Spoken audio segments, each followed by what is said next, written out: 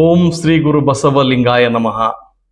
D K Shivakumar ಅವರು ಕರ್ನಾಟಕ ರಾಜ್ಯದ ಮುಖ್ಯಮಂತ್ರಿ ಪಟ್ಟಕ್ಕೆ ಏರುವ ಈ ಸಂದರ್ಭದಲ್ಲಿಯೇ ಅವರ ಹೆಗಲ ಮೇಲೆ ಅಲ್ಲ, ಇಡೀ ರಾಜ್ಯದ ಎಲ್ಲರ ಹೆಗಲ ಮೇಲೆ ಶನಿಗಳು ಮತ್ತು ಪ್ರಳಯ ಅಂತಕರು ಏರುವ ಎಲ್ಲ ದಟ್ಟ ಲಕ್ಷಣಗಳು ಈಗಾಗಲೇ ನಮಗೆ ಕಾಣ್ತಾ ಇವೆ. ಇದಕ್ಕೆ ಮುಖ್ಯ ಕಾರಣ ಅಂದರೆ ಸಿದ್ದರಾಮಯ್ಯನವರು ಅವರಲ್ಲಿರ್ತಕ್ಕಂಥ ವಿವೇಚನಾ ಶಕ್ತಿ, ದಾಸ್ಯತನ ಮತ್ತು ಅರಿವು ಬುದ್ಧ, ಬಸವ, ಅಂಬೇಡ್ಕರರ ಅನುಯಾಯಿಯಾದಂಥ ಸಿದ್ದರಾಮಯ್ಯನವರಿಗೆ ಅವು ಹೆಗಲಿರಲಿಕ್ಕೆ ಸಾಧ್ಯ ಆಗಲಿಲ್ಲ. ಅವೆಲ್ಲ ಬಹಳ ಪ್ರಯತ್ನ ಪಟ್ಟರು, ಅವನ್ನೆಲ್ಲ ಸಿದ್ದರಾಮಯ್ಯನವರು ಕೊಡವಿ ಹಾಕಿಬಿಟ್ರು. ಆದರೆ ಡಿ ಕೆ ಶಿವಕುಮಾರ್ ಹಾಗಲ್ಲ. ಅವನ್ನ ಆಲ್ರೆಡಿ ತಲೆಯ ಮೇಲೆ ಹೊತ್ತುಕೊಂಡು ಓಡಾಡಿದವರು.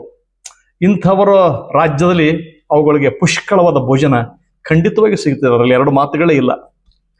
ಬಹುಶಃ ಡಿ ಕೆ ಶಿವಕುಮಾರ್ ಅವರು ಇವತ್ತು ಮುಖ್ಯಮಂತ್ರಿಯ ಹುದ್ದೆಗೆ ಏರಿ ಕುಳಿತದ್ದು ಈ ಶನಿಗಳ ಕಾಟದಿಂದ ಅವರು ತಪ್ಪು ತಿಳುವಳಿಕಿದೆ, ಹಾಗಲ್ಲ. ಇದಕ್ಕೆ ಡಿ ಕೆ ಶಿವಕುಮಾರ್ ಅವರ ಅಚಲವಾದಂತಹ ನಿರ್ಧಾರ ಮತ್ತು ಸತತವಾದ ಪ್ರಯತ್ನ ಮತ್ತು ಪ್ರಾಮಾಣಿಕ ದುಡಿಮೆ ಮತ್ತು ಗಟ್ಸ್ ಇವು ಅವರನ್ನ ಮೇಲಕ್ಕೆ ತಂದಿವೆ ಅನ್ನುವ ಅರಿವು ಅವರಿಗೆ ಇಲ್ಲದೆ ಇರೋದು ನಿಜಕ್ಕೂ ದುರಂತದ ಸಂಗತಿ ಅಂತ ನಾನಿಲ್ಲಿ ಹೇಳಲೇಬೇಕಾಗಿದೆ.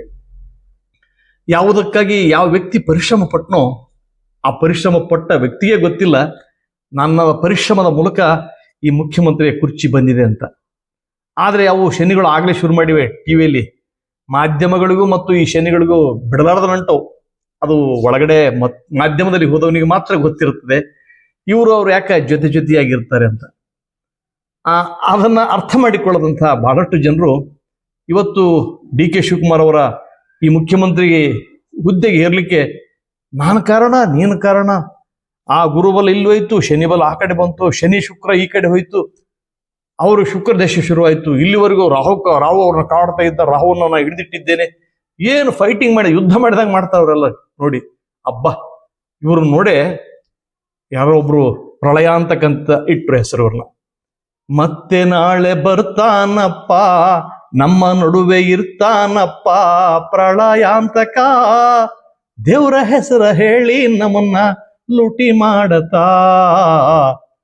ಹೀಗೆ ಈ ಪ್ರಳಯಾಂತಕರು ದೇವರ ಹೆಸರ ಮೇಲೆ, ವಾಸ್ತುವಿನ ಹೆಸರ ಮೇಲೆ, ಗ್ರಹಗಳ ದೋಷ ಸರಿಪಡಿಸ್ತು ಅಂತ ಹೇಳೋದ್ರ ಮೇಲೆ, ನಿಮ್ಮ ಜನ್ಮ ಕುಂಡಲಿಯನ್ನು ಬರಿತೀನಂತ ಅನ್ನೋದ್ರ ಮೇಲೆ, ನಿಮ್ಮ ಭವಿಷ್ಯವನ್ನ ನೀವು ಈ ಕೈ ಹಸ್ತರೇಖೆ ನೋಡೋ ಮೂಲಕ ನಾನು ಹೇಳ್ಬೋದು ಅನ್ನೋದು, ಪಂಚಾಂಗ ತಿರುವಿ ನಾನು ಹೇಳ್ತೀನಿ ಅಂತ ಈ ದಾಷ್ಟವನ್ನ ತೋರ್ತಾರೆ. ಯಾರಿಗಂದ್ರೆ ಯಾರು ಮಾನಸಿಕವಾಗಿ ಅಧೀರರಾಗಿರ್ತಾರೋ, ಯಾರು ಪರಾವಲಂಬಿಗಳಾಗಿರ್ತಾರೋ, ಯಾರಿಗೆ ತಮ್ಮ ಶಕ್ತಿಯ ಮೇಲೆ ಅವರಿಗೆ ಅರಿವಿರೋದಿಲ್ಲೋ ಅವ್ರನ್ನ ಈ ಶಕ್ತಿಗಳು ಕಾಡ್ತಾನೇ ಇರ್ತವೆ.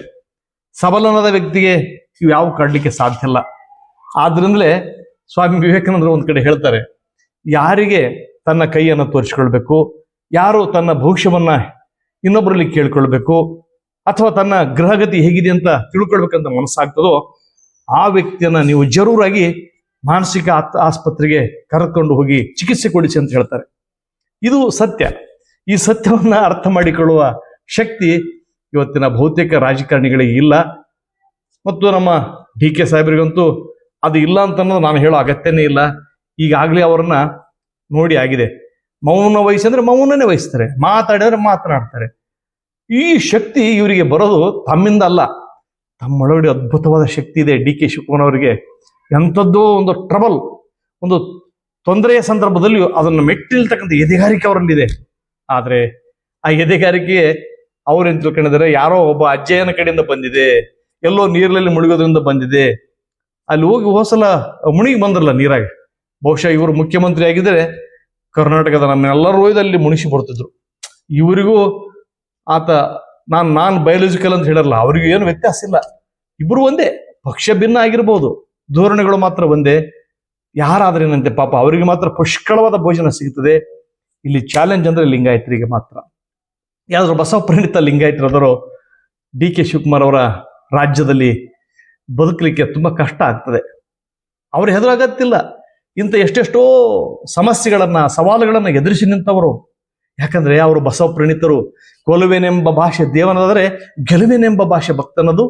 ಸತ್ಯದ ಕೂರಲಗನ ತಿಳಿದು ಸದ್ಭಕ್ತರು ಗೆದ್ದರು ಕಾಣಂತ ಬಸವಣ್ಣವರು 12ನೇ ಶತಮಾನದಲ್ಲಿ ಹೇಳಿದ್ದಾರೆ. ಹಾಗಾಗಿ ಇವರಿಗೆ ಸಮಸ್ಯೆಯನ್ನು ಎದುರಿಸಲಿಕ್ಕೆ ಅದು ಕಷ್ಟ ಸಾಧ್ಯವೇನಲ್ಲ.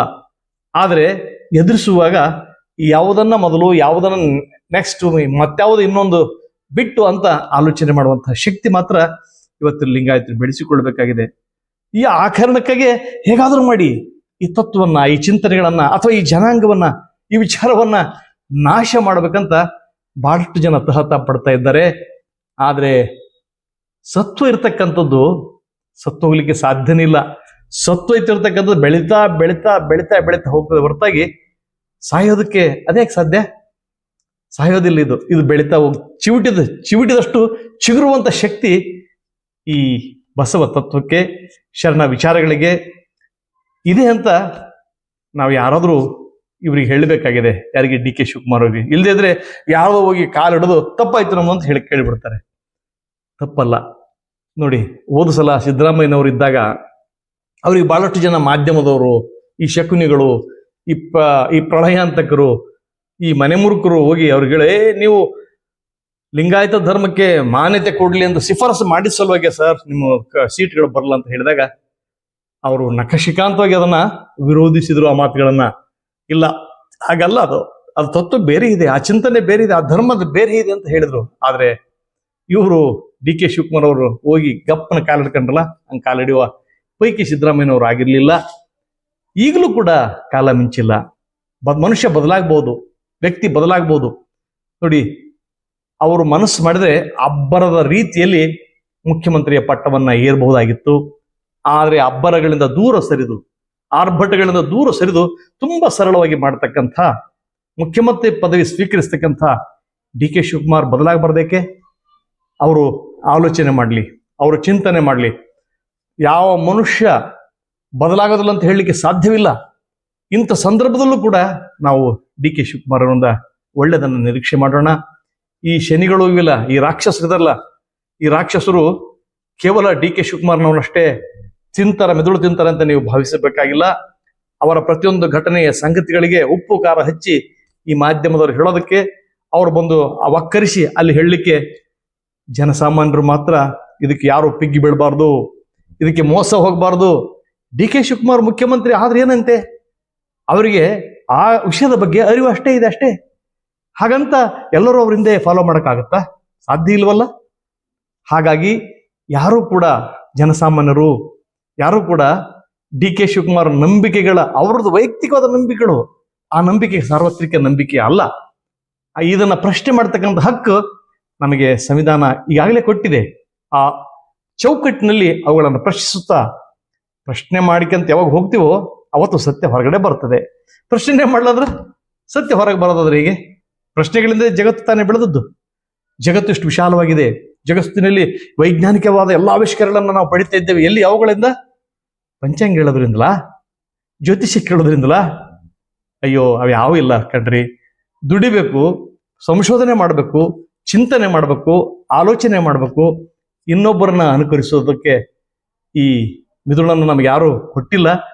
ನಾವು ಪ್ರತಿಯೊಂದನ್ನು ಪ್ರಶ್ನೆ ಮಾಡಿ ಒಪ್ಪಿಕೊಳ್ಳೋಣ. ಪ್ರಶ್ನೆ ಮಾಡದೆ ಯಾರ ಮಾತುಗಳನ್ನು ಒಪ್ಪಿಕೊಳ್ಳುವ ಅಗತ್ಯ ಇಲ್ಲ ಅಂತ ಹೇಳ್ತಾ, ಇದುವರೆಗೆ ನನ್ನೊಂದಿಗೆ ಬಂದ ನಿಮ್ಮೆಲ್ಲರಿಗೂ ಗೌರವದ ಪ್ರೀತಿಯ ಶರಣಾರ್ಥಿಗಳು, ನಿಮ್ಮ ವಿಶ್ವಾರಾಧ್ಯ ಸತ್ಯಂಪೇಟೆ.